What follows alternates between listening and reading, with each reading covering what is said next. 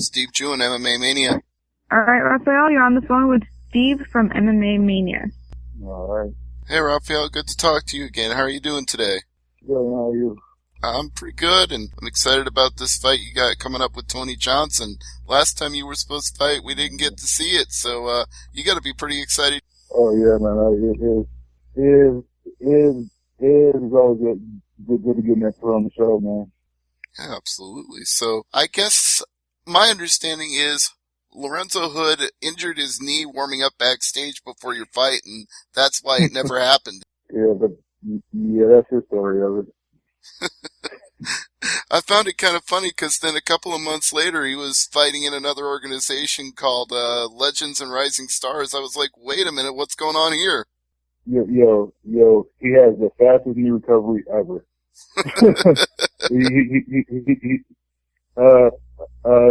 He was actually scheduled to fight in October too, because he was supposed to fight a buddy of mine, and that's but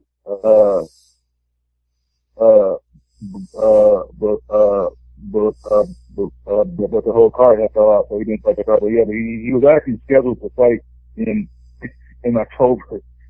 So that dude has amazing knee recovery. Right, exactly. So I guess in the words of Nick Diaz, we could say that homie was scared. Yeah, that's kind of what I'm leaning towards. But I don't like to call another fighter scared, but when a situation like that occurs, man, it's like, yo, you just like the famous words of Nick Diaz, don't be scared, homie. Right. And I see he's not listed as a Bellator fighter anymore, so I have a feeling they parted ways with him after that.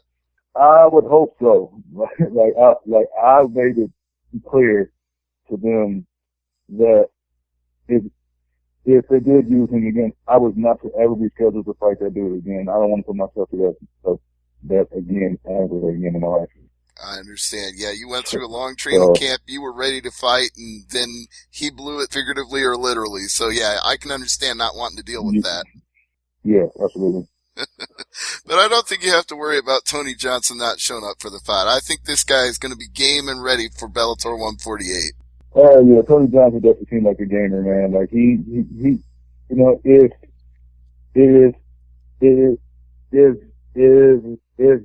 pay attention to his career, like he seemed like a guy that always gets set up to fight people that are up and coming, then he ends up beating them, but he never gets that recognition too. So Tony Johnson is definitely that guy that shouldn't be like looked over. Like he's beating some dude that he was supposed to lose to. Right, exactly. Over and over again. Like Alexander Volkov, great example of that. You know, he went in there and it was a close fight and he got a split decision, but hey, people probably thought the former heavyweight champ was going to roll on him, and that wasn't the case. Yeah, absolutely. Like that's the fight that I started paying attention on, because, you know, again, I feel like they set that fight up for Volkov to look good and for him to start making another title run, and he got worked. Most definitely. So, how do you plan to handle that at Bellator 148, knowing he's a skilled guy and he's beating guys that he wasn't supposed to beat? What's your game plan for him? My game plan is to beat me, man. I'm that type of fighter that I feel like as long as I do what I know I can do, there's nobody that's going to be able to beat me. I have too much of that fighter's heart to lose a fight. I don't like to lose. Like I really despise losing. It's bad. You know, you hear a lot from a lot of fighters, but I really do hate losing.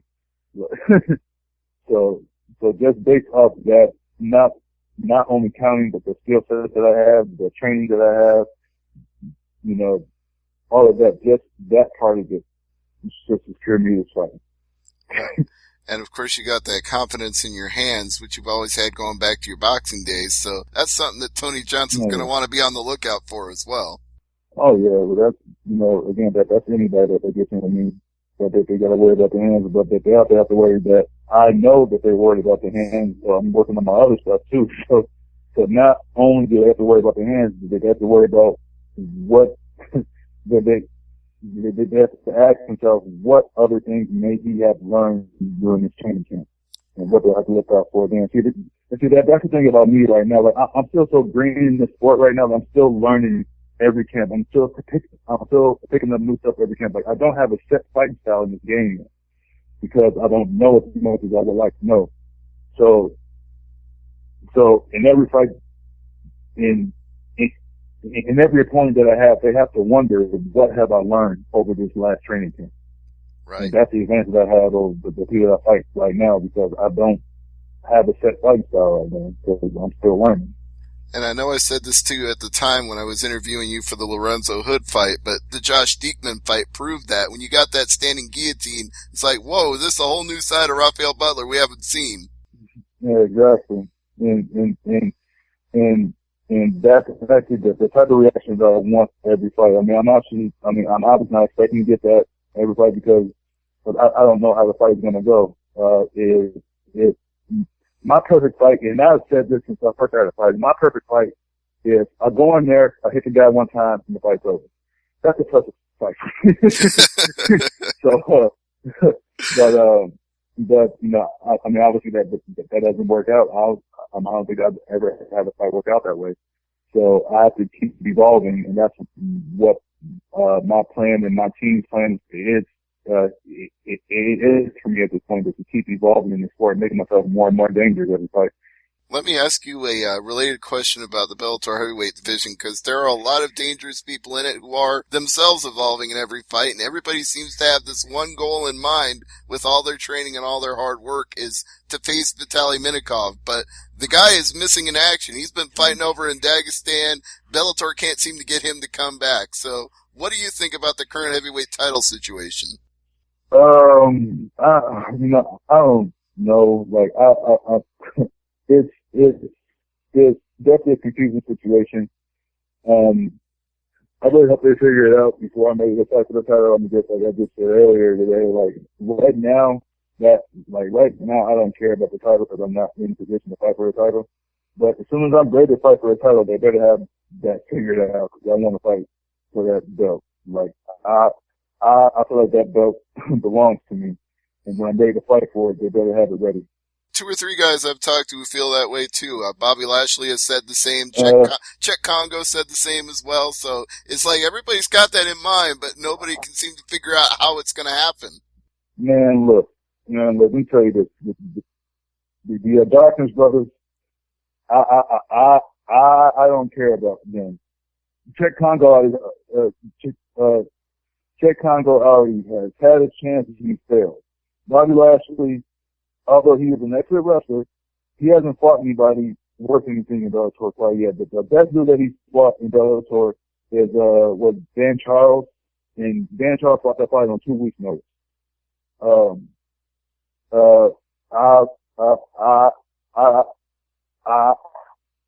feel like Bobby Lashley has to fight a better pedigree of opponent before he can even talk about the title.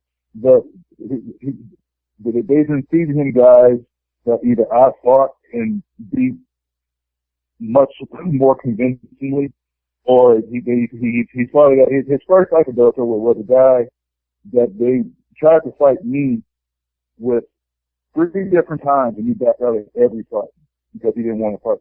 I can't figure out how that works if he backed out 3 times and yet he showed up for that fight. So I don't know what. I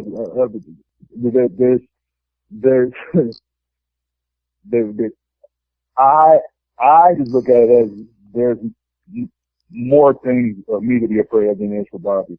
Again, Bobby's an excellent wrestler. I'm not taking anything away from the guy, but I feel like I'm a much more dangerous fighter than Bobby Lashley is. And obviously, what was it?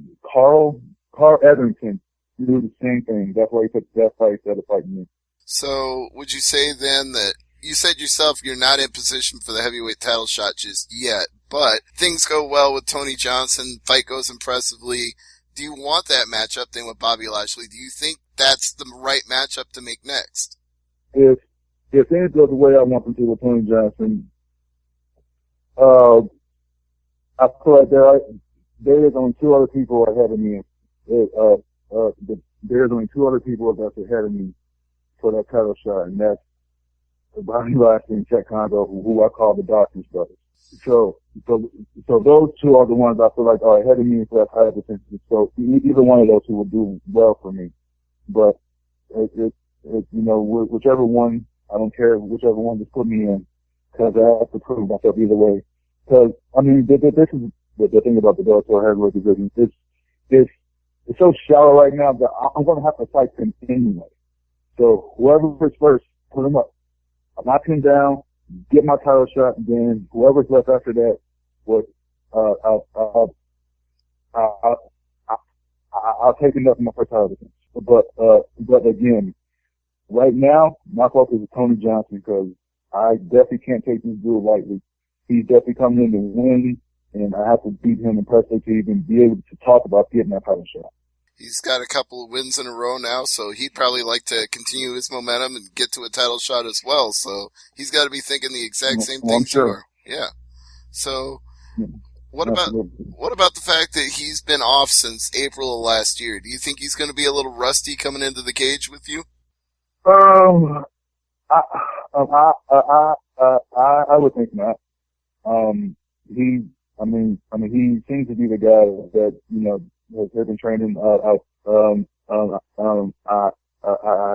I keep hearing from different types of sources that he's been getting his way under control. So that's telling me that he has been training. He has been preparing for his next shot at a fight, which means so I don't think he'll be rusty. I think he'd be ready and game to fight, and I am expecting a better Tony Johnson than far as Volkov. And speaking of weight, I mean, both of you guys tipped the scales at the top of the heavyweight chain, or at least you did in previous fights. So what weight are you coming in at for this fight? Me, probably about the same. I started camp actually a little lighter than I usually do. I actually started this camp about 20 pounds lighter than I usually come into camp.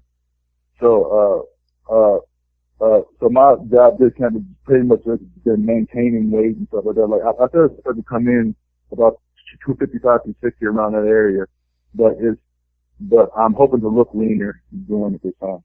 Better distribution of muscle weight to body weight, then it'll probably just all be muscle. Yes, sir. Well, I'm looking forward to seeing you step on the scale for the weigh-ins. Then I want to see that new physique. Mm-hmm. All right, sounds good, man. All right. Well, as I always like to do when I talk to you, I want you to get out sponsors, promote anything you want, social media. I want to give you that opportunity to plug anything right now. All right, sounds good. Well, let's start off with my social media. Twitter, @Real the Silencer, Instagram, The Silencer, all lowercase. I have a Facebook fan page, Raphael the Silencer Butler, and sponsors, let me shout out my sponsors, Future Legends, Slow Sports, G Fuel Gamma Labs, Hayabusa. I know I'm forgetting, but I know I should have wrote this down. But I think those are the main ones I have right now. So if I'm forgetting any, don't drop me. I just have that memory. Hey, that's all right. They'll be on your gear. They'll be on your banner in the cage as well. So yeah, people will still see it. And the bottom line for Tony Johnson on January 29th, when he gets out of the locker room and heads backstage, don't blow his knee out and make it to the cage, right? Yeah. That's first and foremost. Don't blow your knee out, homie. We gotta get it on. Yeah, we want to see that fight. We want to see you in that fight. So, Raphael Butler, thank you for the time today. We're looking forward to it on January 29th at the Save Mart Center in Fresno. All right, Nancy, thank you for the call. And, Raphael, thank you again for the time. Yeah, thank you. Yeah, no problem, Steve. Have a great day. You too. Have a great weekend.